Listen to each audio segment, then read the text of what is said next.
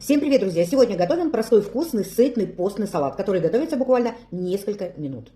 Нарезаю небольшим кубиком вареный картофель.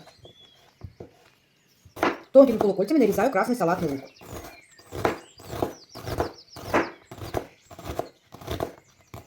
Начинаю собирать салат. В салатик отправляю подготовленный картофель, красный салатный лук, квашеная капуста, с морковью капусту я квасила, и консервированный горошек. Соль сюда добавлять не буду, так как соленая капуста, а вот черный молотый перчик я добавлю. И заправлять салат я буду ароматным, пахучим подсолнечным маслом. Салат хорошо перемешиваю. И подаю к столу. Такой салатик готовится быстро и просто. Получается сытно и вкусно. И он актуален в постные дни. Ну и давайте попробуем этот вкусный и простой салатик, который меня выручает в постные дни.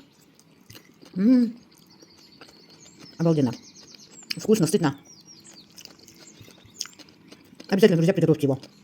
Это вкуснятина.